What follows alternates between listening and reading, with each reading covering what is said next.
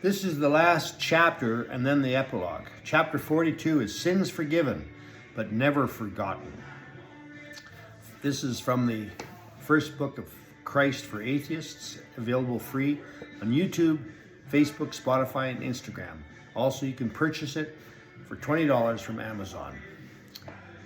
In the twilight of my years, I happened to notice a priest that I had remembered from when I was a child. He was in his late 80s and was about 15 years older than me. He was helping with confession at our church and was retired and living in the home of the Oblates next to our church. I decided that I should go to him for old time's sake, although at my age my sins were pretty minimal. I didn't know until this confession that those secrets you told the priests were shared among the priests as they bantered among themselves by sharing confessions from their parishioners as they enjoyed a few yucks. That's not true, but it makes for a funny story. Even though I had come a long way from my sinful past, my past was not forgiven. My past was not forgotten. It was forgiven. Sadly, Father Seaman recognized my voice in confession. Bless me, Father, for I have sinned. Would this be the Ken Gallagher that in his youth fed a young boy feces on a popsicle stick? Yes, Father. Is this the same Ken Gallagher that sinned by indulging in premarital sex? That would be me, Father.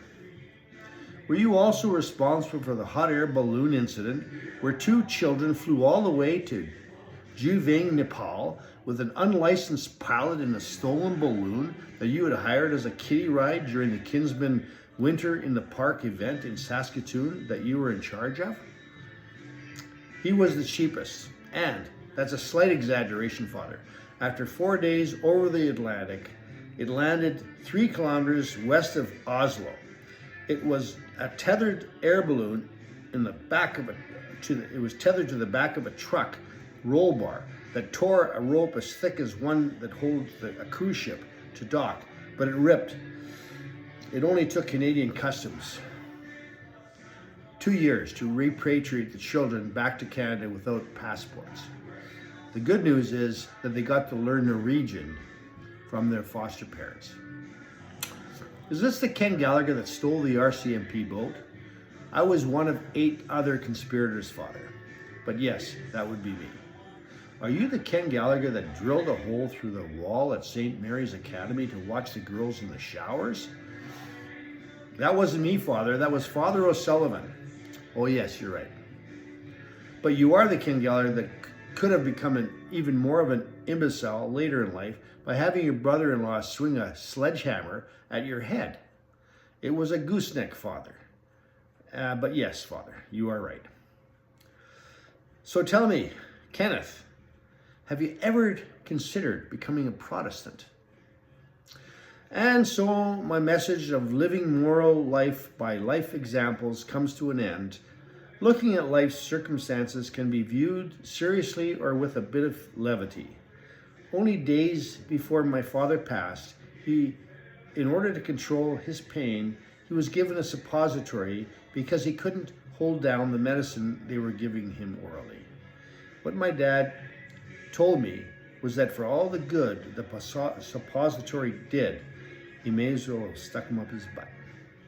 Even with death only days away, and with a twinkle in his eye, he wouldn't give up on his humour. God bless him. I'll leave you with some Irish wisdom, which makes no sense, and is why I enjoy it. If you don't fear the sea, you will drown. If you fear the sea, you will only drown occasionally. On my father's casket is written a message that was displayed above Gallagher's grocery when my grandfather and his brothers ran after coming to Canada. As good as the best of them, and better than most of them.